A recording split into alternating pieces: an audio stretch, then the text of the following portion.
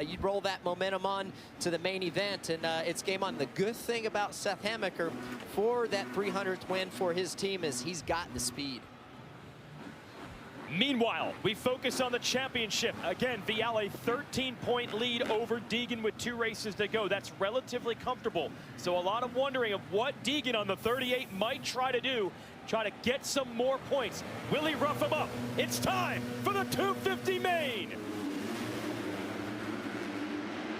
And Deegan a much better start than Vialle. And Hammaker's got the whole shot. Great start by Seth, and even Jalek on the inside. And Ricky, you saw how tentative Tom was off that start once he got pinched off. But Seth, the way he rode in that heat race, this is exactly what he needed. Right, and I'm going to tell you right now, if Seth Hammaker's able to build a gap here early, he'll be able to put this thing on cruise control. But keep your eye on Max Anstie. That guy had a lot of speed earlier today in time qualifying practice. He's number 37. And Small is right there in third, as is Pierce Brown. Brown and Anstie have had speed all season. They haven't had the starts to develop results. This is their opportunity, and Anstie's on the charge, James. Yes, Max has been riding fast all good all year long. He's been fast all day long, and I think for him, he's just got to let this race come to him. Seth has probably been the second fastest out of all of them, but Max, if he stays up, he'll have a chance to win this race. Both guys have won races in their career, Seth Hammaker and Max Anstie, so they know what it takes to win. They know what that feeling is like.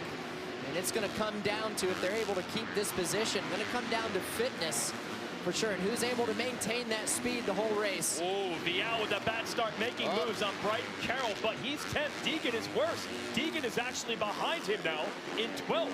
What you gonna do, James, if you're Tom Vialle? I know what I would do. What would you do? Well, let me in. Give me some insight. What would you do, Ricky? I'm not gonna tell you. I want to know what you're gonna do. Well, I would do whatever it took to get it done. So if I'm Hayden Deegan, he was ahead of Tom, so I don't know if he made a mistake. But as far as the championship-wise, this is probably exactly what he needed. He wanted to be obviously a little bit farther up, but anything goes at this point, and you got to know it's about to come. Yeah, I think Vialle needs to be aware, and I'm sure he is, of Hayden Deegan. Woo! Whoa, hold on, Romano. Him getting colliding. Ooh, that was a crafty line there by the 16 of Tom Vialle to cut back underneath inside. But if you're Vialle, you got to go big picture and just be aware of your surroundings and not get taken down by Hayden Deegan or one of his teammates. Yeah, well, he's aware that he's around blue bikes. That's his surroundings. And I think that's the hard part for Tom, is that he's out here by himself as far as his team. He's got a lot of Monster Energy Yamaha's wheel out there that's gunning for him. That's right, but for Tom Vialle, I just wanted to back up your point that you guys were making there. They were exactly his words to me earlier on today. I asked him, what kind of situation you're going to be in? Are you expecting something from Hayden Deegan? If he brings this to you, what does that mean strategy-wise? And he said, look, we've got 2 races left to go. If it doesn't happen in this race, consistency is important, I stay in it. We go all the way down to Salt Lake. So he has a very clear, calm focus on what he has to do here. And I think that's the way he's handled his whole season, Ricky and James. He just seems to be this veteran champion who we think of still as a rookie in Supercross, but he's got 2 MXGP titles, and he knows how to handle this pressure. James, I'm watching Tom Vialle right here, and you notice how many lines different lines he's able to take, inside, outside, and that when a rider is able to do that most of the time, as you know better than anyone, that just shows you how comfortable he is on the bike. See the points as they run. He would now have a 15-point lead on Deegan if the race were to end like this. What do you see, James? Well, I see him racing.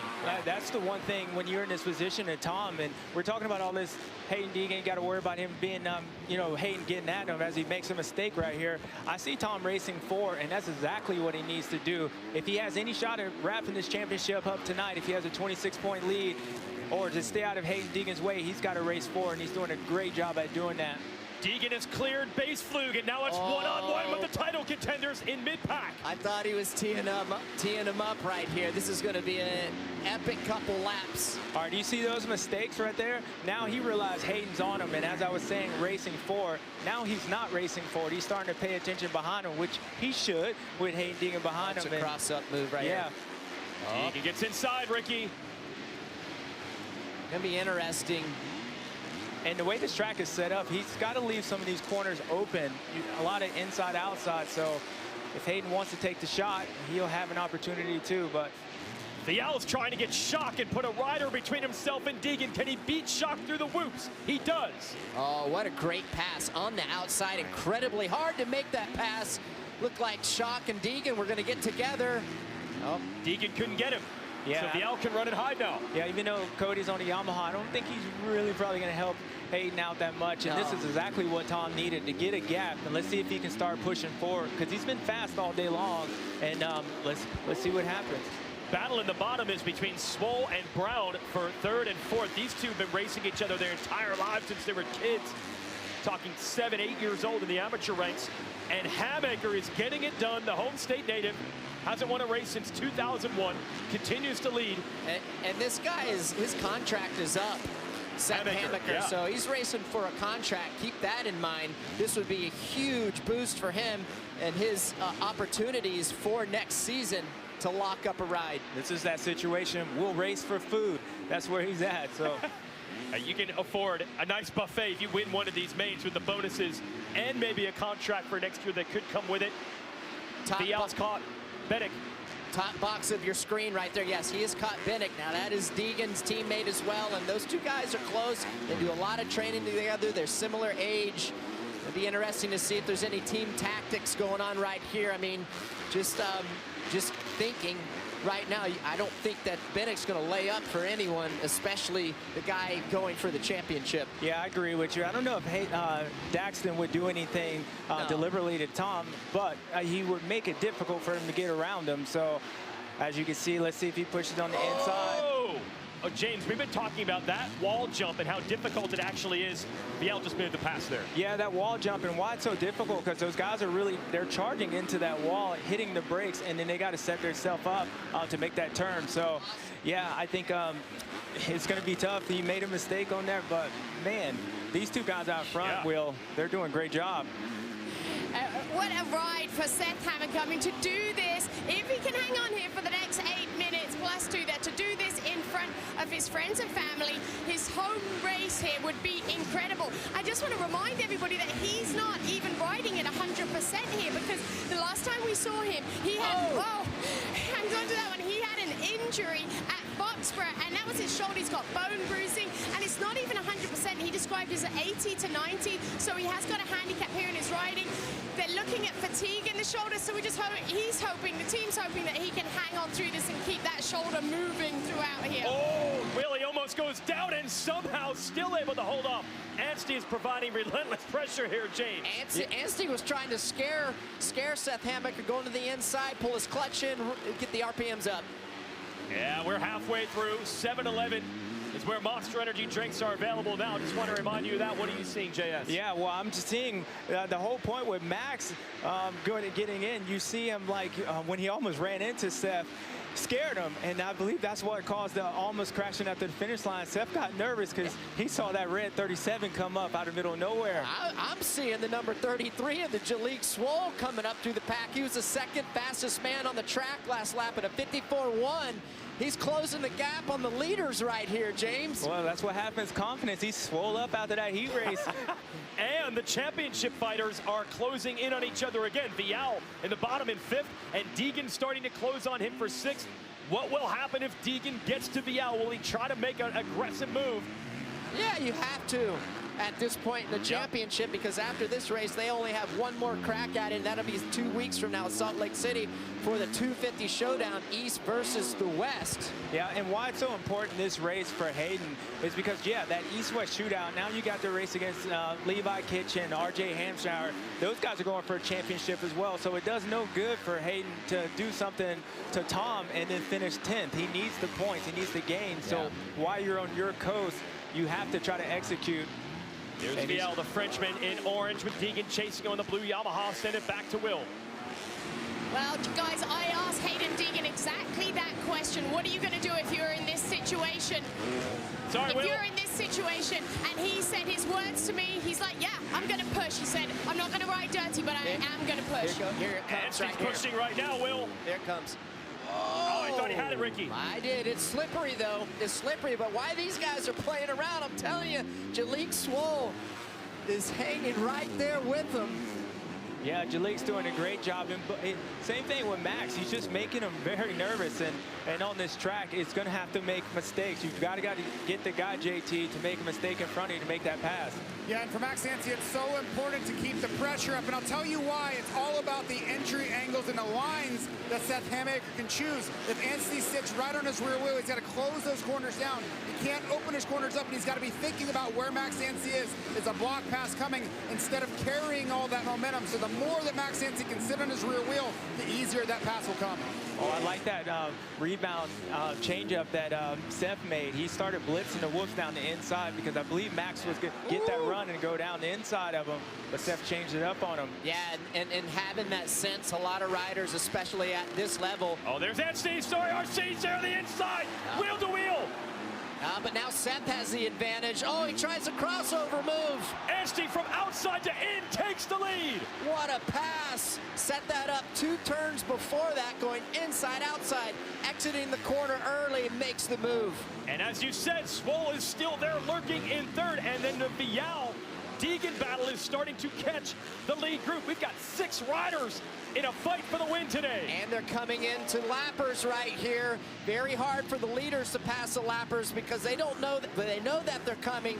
Once the first guy goes by, then I feel like it's easier for the rest of the guys to get by these lappers. Look at him pulling over. Yeah, I mean, basically, as you were saying, the lappers, they're racing. The guy had to basically stop. Otherwise, he was going to get a six train going on. But it's important for Seth to keep Max in sight. If he can keep him in, maybe he can regroup and get back around them.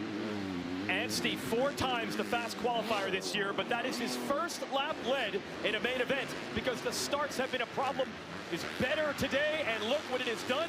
But Hammaker and Swole are not letting him go. I am caught in the moment right now. What I mean by that is there's so much action. All these top 5 guys are within 3 seconds, and rarely do you see that. Yep, and we're watching, he's not on screen right now, but Tom Vialle made a pass on Pierce Brown, so that's another pass up into 4th place. Well, he has to, James. He's trying to stay away from Deegan. You see Deegan's got the neon numbers on his bike, and he has to pass Brown to follow Vialle through. Can he make the move up Brown? Brown on the red gas, can't get it done. Well, in this track right now, we're getting late into the race. Heart rates are high, and while you're in this battle, your breathing sections are probably off balance right here. Sometimes you have to hold your breath because you're getting pelted with rocks from the roofs, from the rear tire. Oh man, you're going to see who is in shape, who can keep their composure while this track is deteriorating. Yeah, you're watching controlled chaos right now. That's what's going on, and it's hard for these guys. They're battling each other, and they got to be very tidy and not being over aggressive by getting on the gas too quickly and spinning out. So you got to be very precise and boy, these guys are doing it, but what a race so far. Yes, because Hammaker and Swole, while duking it out for second in the top box, are keeping Anstey in sight. Vialle through the lap traffic on the orange, Red Bull KTM, and another lap goes by. Deegan not able to get Brown. Very hard in this position when you're watching the bottom screen. When they're in a line like that, it's so tough to make a pass. We talked about if you're going to make a pass, you got to be right on the rear tire of one of these guys. And if you see a moment where they slip, boom, you got to pounce on it. Otherwise, you might not get another opportunity to get by one of these guys. Unreal.